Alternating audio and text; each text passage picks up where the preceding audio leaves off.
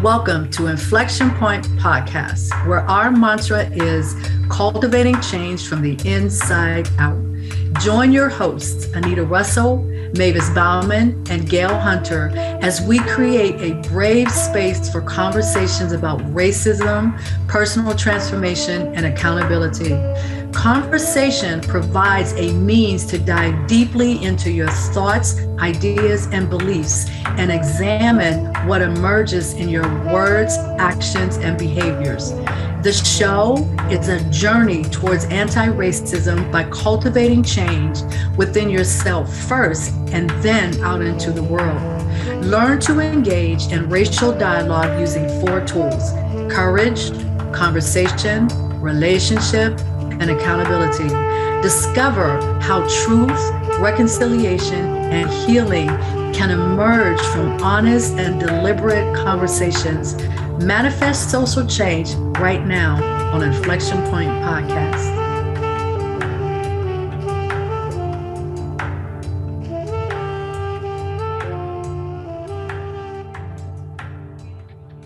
Welcome to InflexionPoint Podcast, a brave space for conversation and strategies for embarking upon a journey towards anti-racism, personal transformation, and accountability.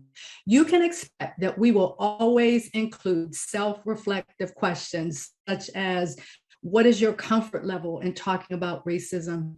Or how deep is your awareness of your innermost thoughts, beliefs, and ideas about racism? Or how does your mindset towards racism show up in your words, actions, and behaviors? So let's get the conversation started by getting to know who we are. I'm Anita Russell, the host and creator of InflexionPoint Podcast. I am also the founder of The Place to SOAR, a social enterprise dedicated to cultivating change through daily growth and personal development to unveil human potential. I'm a transformational life coach, speaker, and international best-selling author. In all that I do, my role is to question, inform, and empower. Details about my work can be found on my website at theplacetosoar.com. My corporate background includes pharmaceutical R&D, learning and development, diversity and inclusion. I'm a certified life coach, and I did my graduate work in educational leadership. I am incredibly excited to host this podcast and even more excited to have these 2 incredible companions along the way. The co-hosts for InflexionPoint Podcast are Mavis Bauman and Gail Hunter. So let's find out who they are, and we'll start with Mavis. Hi, Anita and Gail and everybody. I'm Mavis Bauman. I'm a human and duly qualified to do this podcast for that reason. I'm a writer and a photographer, and I specialize in corporate communications in the medical industry. I am also president of a nonprofit called Seed a Better Life. This organization focuses on feeding and educating survivors and vulnerable children that are still impacted by the 1994 Rwandan genocide against the Tutsi in East Africa. I became interested in the Rwandan genocide because of the role forgiveness has played in that country ever since. I was dealing with my own forgiveness at the time. So, looking at the Rwandan situation, it just shaped my thinking in so many ways.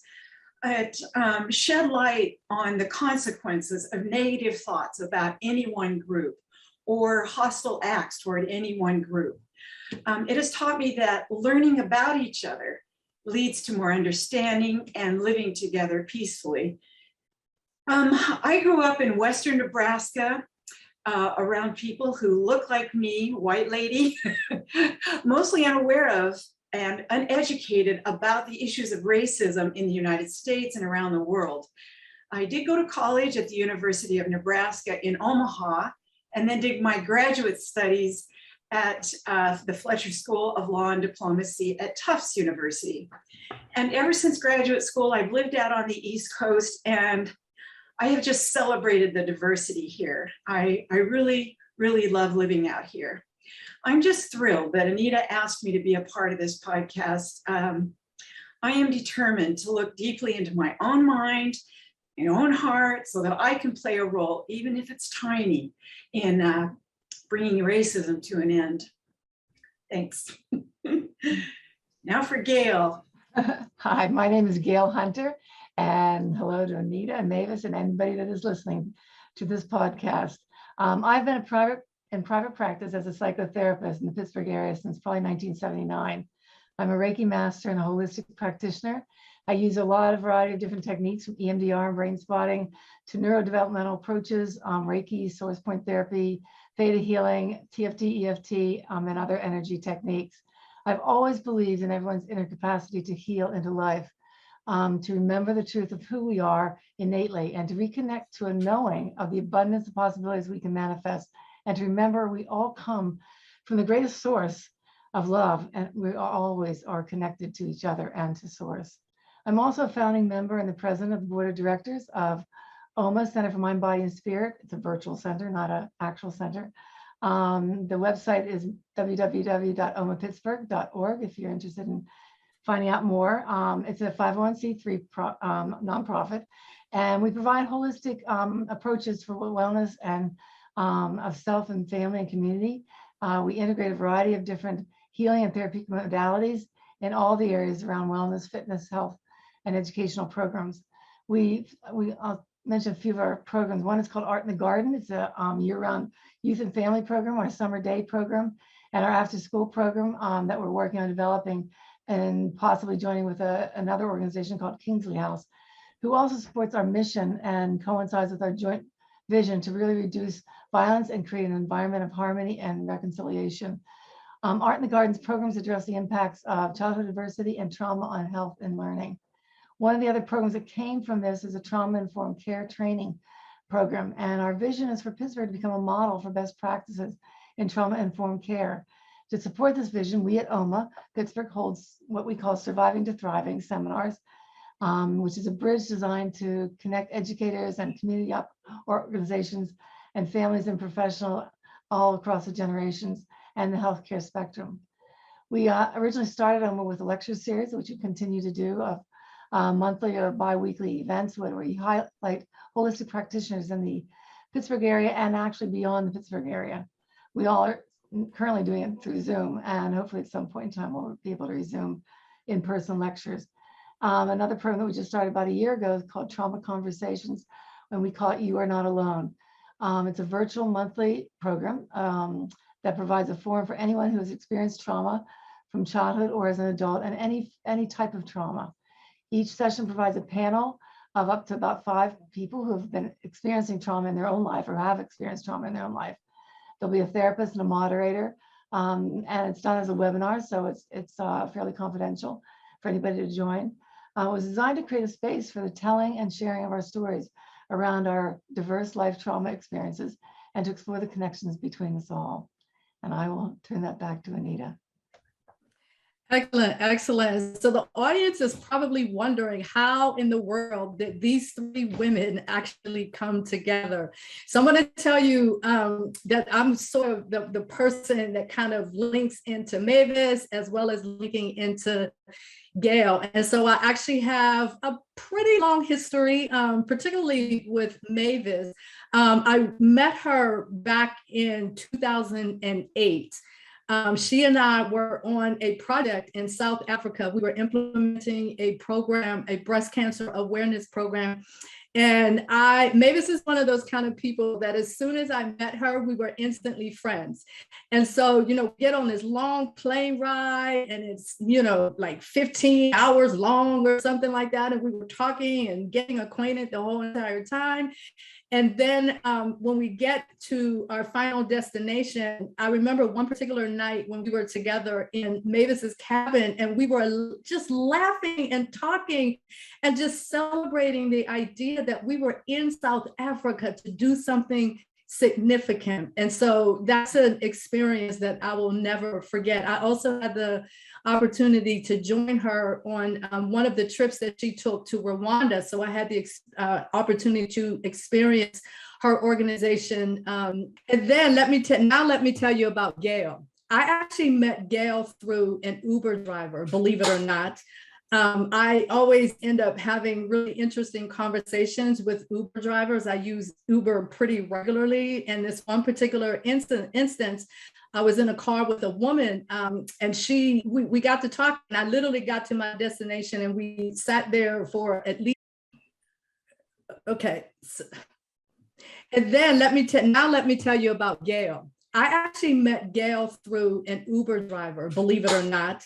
I always end up having really interesting conversations with Uber drivers. I use Uber pretty regularly. And this one particular instance, I was in a car with a woman, and we got to talk, and I literally got to my destination, and we sat there for at least 10 minutes, just continuing the conversation. And she started telling me about this organization called OMA Pittsburgh. And she just kind of gave me an introduction to it and said, you should definitely come. At the time, they were doing the lecture series, and I ended up going. And I met Gail. She was one of the first people that I met when I entered into this incredible space. And again, just like with Mavis, we instantly were connected. We instantly became friends. I'm now a member of the OMA. I'm a board member for OMA. I participated in the lecture series. I've done some of the trauma work. And now here we are doing some work together around anti-racism. So it's really gratifying, I would say, that Mavis and Gail have entrusted me to be their guide on this journey towards anti-racism. They have both experienced my activism through coaching approach, either through a full 8-week social impact mastermind or a group coaching workshop on dismantling racism from the inside out. So together we make up an anti-racism mastermind group purpose to impact social change towards a different future as a nation. But before we continue, we're going to take a short break. And when we return, we'll explore more about this journey towards anti-racism. So stay tuned and we'll be right back.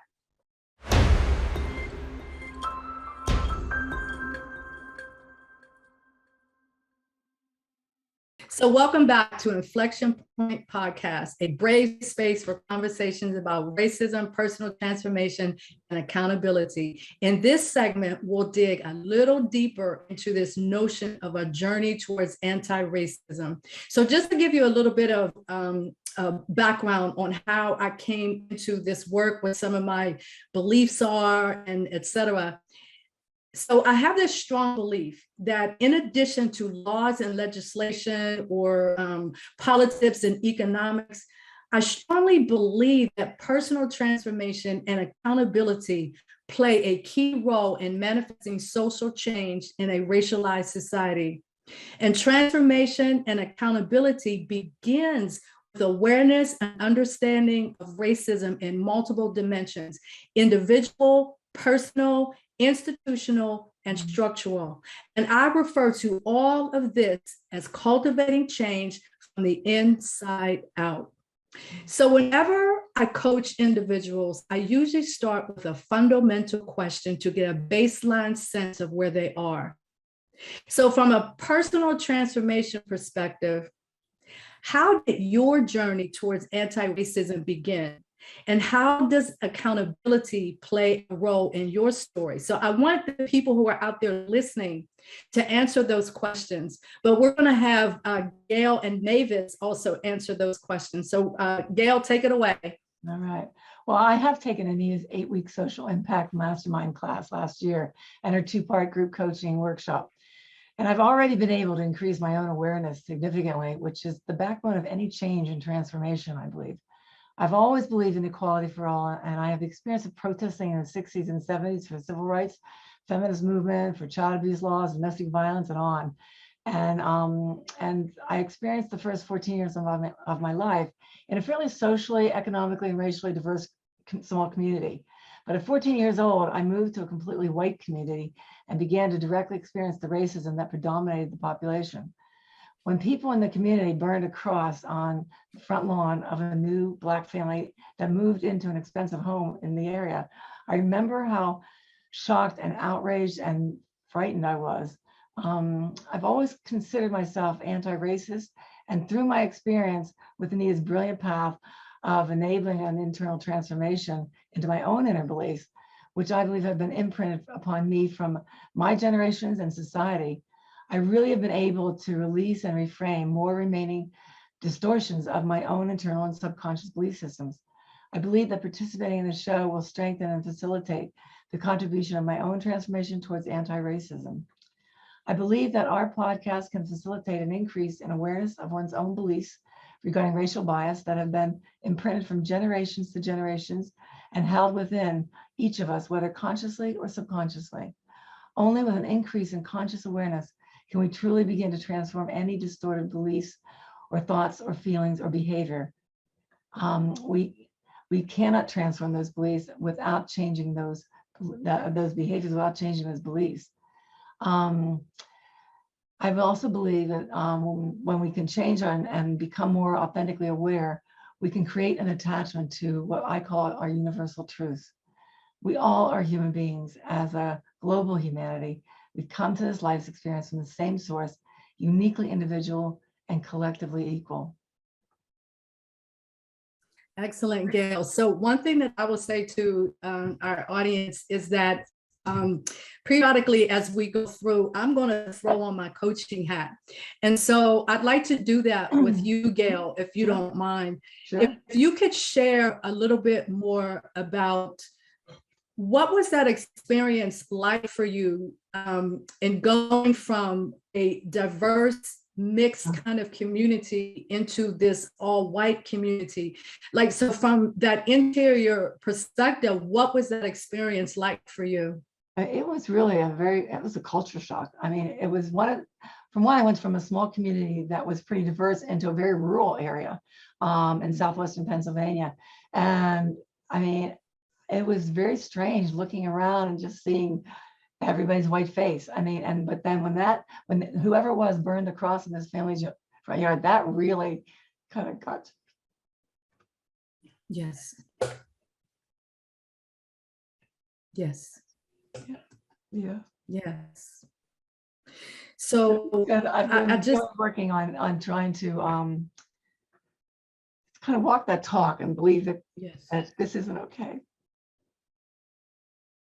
Right. Traumatizing. So just one other question. Did you share, or was your family aware of the shock and the outrage and the fear that you personally felt as a 14-year-old kid, that this is what you were experiencing? Yeah, I don't think they were. I mean, I grew up in a family where feelings and thoughts weren't really shared that much, unless you're just happy and laughing. But so no, I don't think they did have an awareness of that. I think for both of them, they grew up in central Pennsylvania, and some of the racism that was going through their generations, even though they weren't actively or openly talking about racism, it was there. And so I think that they may have even felt more comfortable. I don't know. So no, I didn't have anybody I could really talk to. I couldn't talk to my peers, right? Because most of them grew up in that area and had no concept of what it was like to live in a racially diverse population. Excellent. Thank you, Gail. I really appreciate you openly sharing that story. It means a lot. So Mavis, can you, I'm going to go back and kind of refresh the question. The question is, from a personal transformation perspective, how did your journey towards anti-racism begin, and how does accountability tie in with your story? Well, I really feel like my journey began when I was pretty young. I was, as I said, in an all-white environment, but I was very drawn to people who were different from me if I saw them anywhere. When I was in a city or traveling, I just was very interested in people with different backgrounds, different skin color. I didn't have any preconceived notions that I knew of at the time. I was just drawn to them. And I don't know if I could really take credit for knowing that I was on a journey, but from that spot on, I've continued the trajectory. I remember being horrified by things that were said around me, whether in my family or amongst my friends. And for people listening, brace yourself. I'm going to share how, what I heard and just how awful it feels to even say them again. But this is where we have to go to really mine these things, right? One of the phrases I heard was, Black people don't swim. That doctor isn't really Black. He's so smart and helpful. Puerto Ricans are stupid. Mexicans are lazy. It horrified me then, in my family to hear those things anywhere. And they made me angry. They were hurtful, but I didn't know what to do. I didn't even know why they upset me so badly. But as I grew up and then went to college, I took Black studies at the University of Nebraska. And I studied under a Haitian professor and who helped me with my French as well. And this class was just so wonderful. I felt totally embraced by the other students in the room. There was only 2 white people in the class. And I just noticed when I got into the classroom that the energy was different than what I was used to in an all white room. It just seems like there's just more, we're just more subdued collectively. But this room was so animated that it just kind of excited me. I was really fascinated. And then once I got a sense of what it's, hearing a few things about what it's like to be Black in America, that was all new to me, brand new.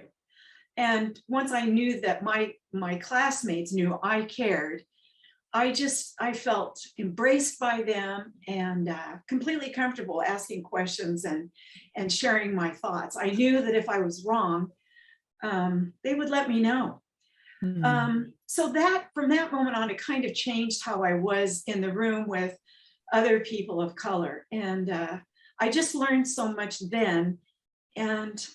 But even up to this last couple of years, we know have been very difficult with the pandemic and everything and the marches. There are millions of things that I never knew, even having studied it in university. So I've got work to do. I'm so glad that Anita's opened this door for me, and she opened it a long time ago, actually, but for many others too, to have this brave conversation. I really want to understand what racial attitudes I still have in my head. Sometimes I can feel myself trying to override those attitudes with my behavior, but that's not enough. It's just not enough. And I learned recently, nice is not enough either. It's not real acceptance. It's not real understanding. So I want to truly understand what I can do to dismantle a racist society. I want to live in, I guess going back a little bit, I want to know what I can do to dismantle the racist society I live in that was built for people like me, those with white skin. So I just promise to continue being brave and open. There you go, Anita. Oh, and accountability, I guess that's my accountability, right? I just promise to be brave and open. I'm listening and I'm taking it in.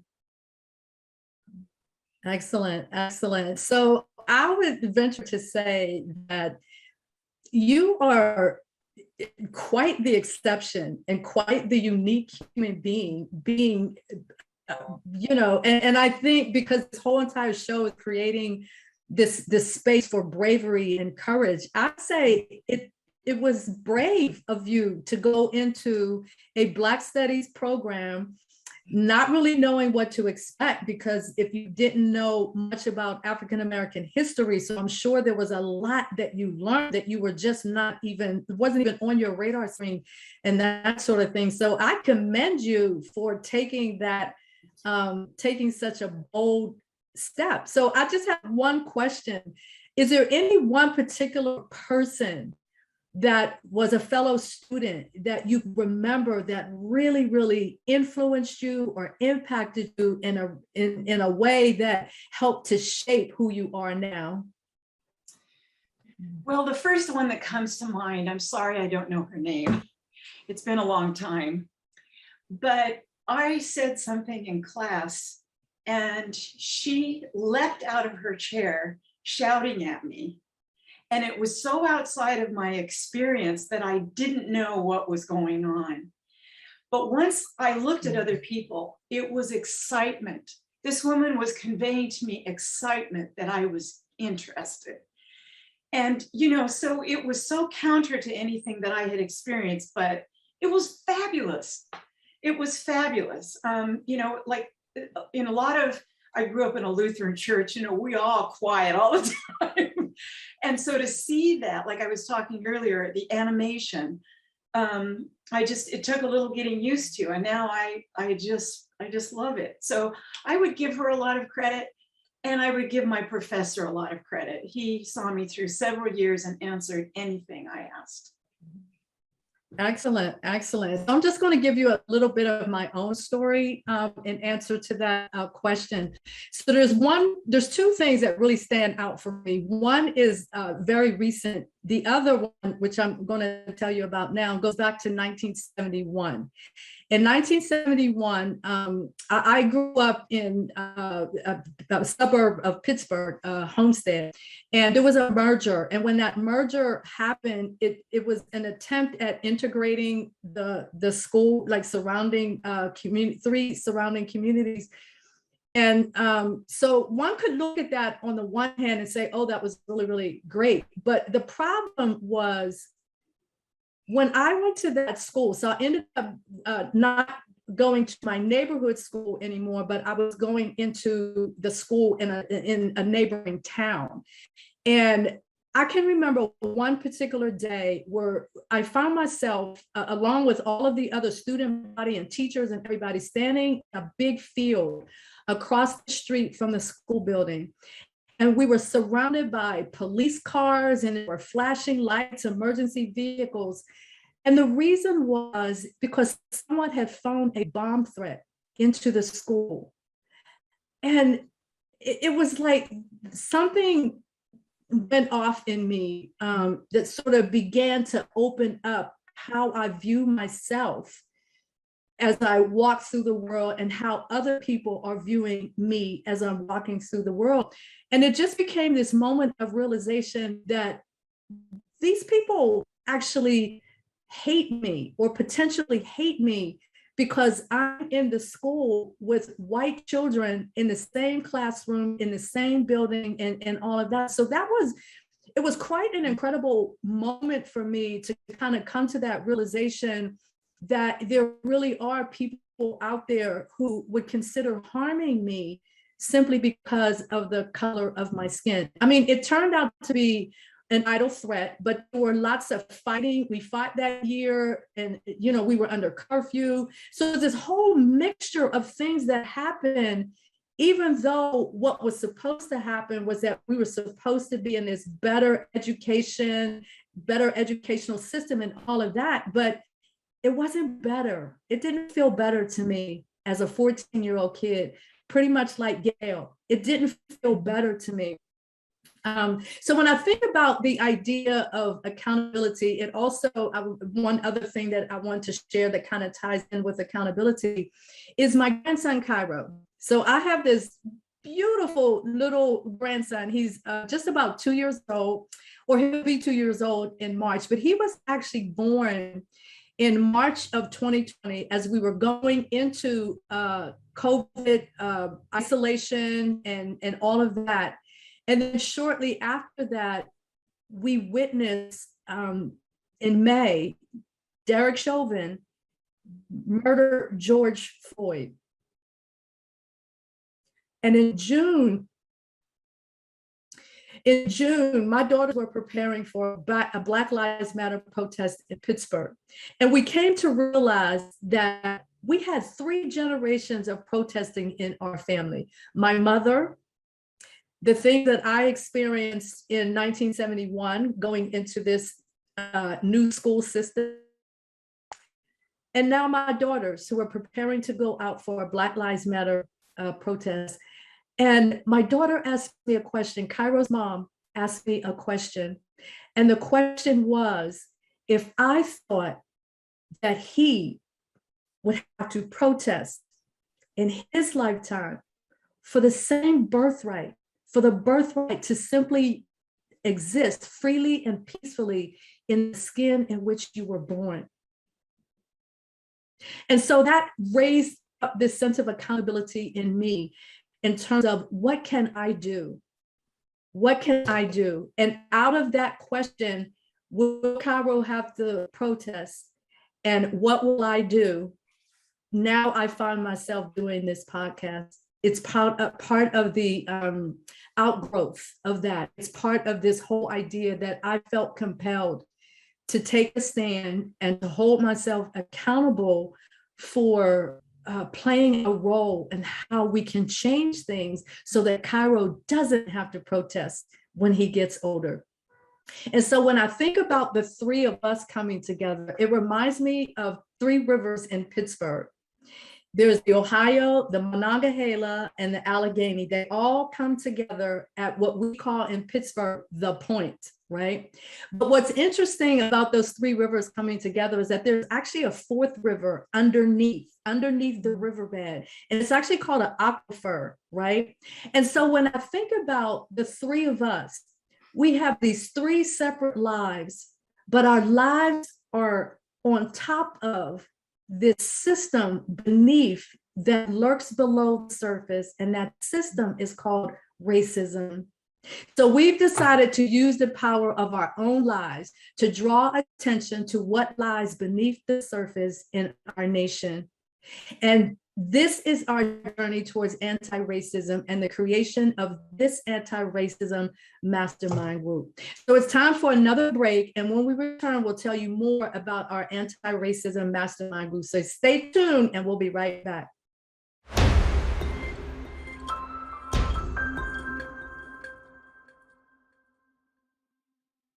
So as I mentioned before the break, Mavis, Gail, and I have formed an anti-racism group. So what's the point exactly of an anti-racism mastermind group? I'm sorry, I misspoke, anti-racism mastermind group.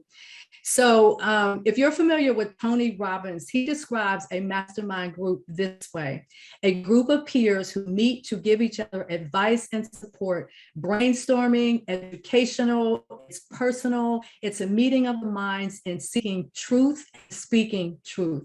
So in the anti-racism context, the mastermind approach reflects my belief in harmonizing lived experiences with historical truth. It's about activating healing through truth and reconciliation. So what do you say about that, Mavis or Gail? I'll go ahead. Mine's on the screen, Gail. I didn't know about mastermind groups before this. As a writer, I've worked alone a long time. And even in preparing for this podcast, well, this podcast is sort of an outgrowth of our discussions and what we've learned from each other, and my taking Anita's workshop and Anita taking the whole mastermind course, or Gail. We are just learning. It's just such an amazing synchronicity, a multiplication of what we know as three people. It's just so much more. So sharing that in this mastermind group and then being able to talk about it in a podcast, I just am really excited that it will resonate with other people. You know, this is going to be an opportunity to ask probing questions, and share what we know, what we've learned, and to comment honestly on what we're learning. I think that's the biggest gift I've gotten from Anita for a long time and Gail more recently. The honest reflection is so personally enhancing. If somebody's smoothing over reactions to what you're saying, whatever your beliefs are, we're not going to get anywhere. I want to know. So this conversation is really we're really benefiting each other and hopefully our listeners, and then we'll be able to hold each other accountable too. Like I say, I just want to improve my ability to notice when I'm thinking or behaving based on an old, even an unconscious racist belief. After George Floyd was killed last year, a Black friend of mine posted on Facebook. She's someone that I deeply respect. She posted a list that was entitled 99 Things White People Can Do. And I looked at that list and at her post, and above the list it said, "What will you do?" Mm-hmm. And I respect her so much. And I looked at the list and I thought, I don't want to run for office. There are just some things that would not be in my gifting, let's say. But this mastermind, this podcast is what I can do. And so, it's just worth every bit of effort and acknowledgement. It's worth the courage that it takes. And, the painful things I'm going to learn. Also, I want to bring in my experience about Rwanda and what we might be able to apply throughout the whole world in terms of ethnic struggles. When I was there initially in 2008, I learned that I just never learned it in college, but there have been genocides on each and every continent on this planet. And I would say that in my lifetime, I've always kind of thought of genocides as elsewhere. That's just not true. It can happen anywhere. It can happen again. And we owe it as humans to each other to figure out how to live together peacefully, for sure. So I think that, in terms of this mastermind, again, as we look inside ourselves, we will really sharpen each other and accomplish much more than if we've tried to do it by just reading or studying or going to a conference in isolation. Excuse me. I'm expecting some huge insights in the course of this podcast. And step by step, I promise I will do my best to become a full-fledged anti-racist. So I'll toss it over to Gail now. Thank you, Mavis. Mm-hmm. Well, I think I didn't even realize, but OMA, the nonprofit that I do, actually was a mastermind group and how it got started. And so I have a lot of hope and desire and positive thought about what we're creating here. And I think it's a way of helping everybody kind of take a look within themselves. As a therapist, one thing I'm always talking to people about, and I had to do this myself, was to look within to hear what the truth is. And when we access truth, it resonates within our body. We can feel it vibrationally within us. And so I think that that's a very easy place to start for anybody to look. And I tell people, just if you're telling yourself something negative, challenge your brain and say, is that really true? And listen to what you say to yourself. And it's the same thing about being anti-racist, that if we can't look within ourselves and hear what we are actually feeling, seeing, or saying, then we're not going to change this. But we can, and we all have the capacity to look within. One of the things I was doing about a month ago was hosting a lecture for somebody for OMA. And she was talking about how she was felt like, excuse me, an alien in her family. And I told a story about how, as a child, I was always told that I was the black sheep. And as the words came out of my mouth, I stopped. I thought, oh my God, I can't take it back, right? But I never realized that until that moment, which is incredible, which I'm grateful for, because how many times we use that word black as a negative or as a dark omen of some sort, right? And it's just a color. It's just color. Yeah. So I can say that I've actually already started to even listen to my own subconscious racism that I am always trying to consciously work on changing. And so I really believe that our podcast can facilitate an increase in awareness of one's own beliefs regarding the racial biases that they may have had imprinted upon them from generations, and I mean generations, and not even realizing it. I have my extended family lives in central Pennsylvania, and I can tell you that a few of them have a lot of racism, and I have an older sister that's racist, and so that's probably why I felt like an alien in my family. But it has to. We can't change the whole group. Nothing is going to change the whole group. It has to start from within ourselves. One thought, one word, one belief at a time. And with that increase in conscious awareness, I believe we can truly transform any distorted belief system into truth. And you have to know that we can't change our feelings, our thoughts, or our behavior without changing the belief that creates those thoughts, feelings, and behaviors. And that's what I believe that we are here trying to have a conversation around, and trying to heal, and trying to increase our own awareness. Because we're all really human beings in this global humanity. We all came from the same source, as I said before. And it is up to each of us to take a step into what we are afraid of and look within. Amen. Amen. Both of you. What an incredibly dynamic conversation. And we're slowly but surely winding down the time. And I wanted to make sure that in the last few minutes, we have the opportunity to share with our audience how they can reach out and see or go to our website and all of that. So just first and foremost, the message that I want people to walk away with is that personal transformation involves unveiling your own inner thoughts, beliefs, ideas about race and racism. And from there, you have to go through this process of examining what is it that is emerging in your words, your actions, and your behaviors. Dismantling racism is an inside job that requires courage, conversation, relationship, and accountability as a transformational journey towards anti-racism. So the question is, are you ready to take that journey? So anybody out there who is listening and have heard all of this incredible stuff that we shared on our premiere show of Inflection Point Podcast, there's a way for you to kind of get involved. We want you to listen to the podcast, obviously share the podcast, but you can also go and visit my website, The Place to Soar, theplacetosoar.com. And on that, on my website, I have a quiz. It's kind of what I call a hidden racism quiz. It'll take you about 30 seconds, maybe less, to go through the quiz, but it's kind of one of those first initial things that you can do to really begin to examine yourself.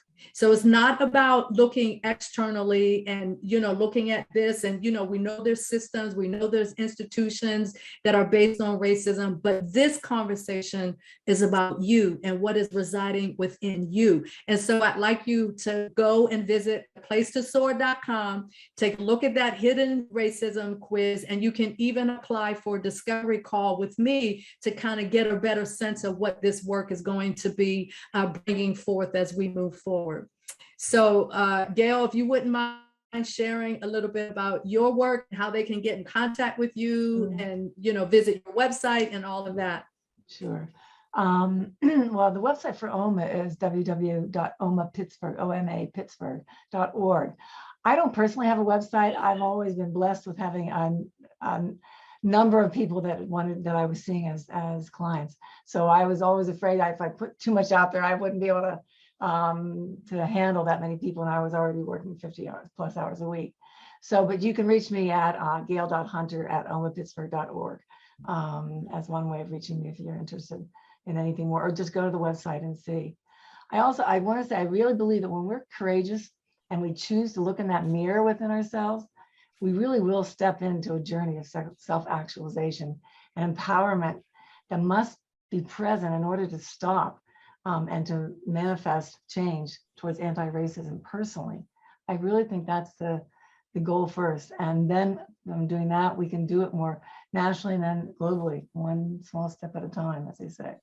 So I want to thank all of you for listening and sharing with us. And I especially want to thank Anita and Mavis for this blessing and gift of being a part of this Antiracism Mastermind Group. Thank you very much. Thank you, Gail. Mavis?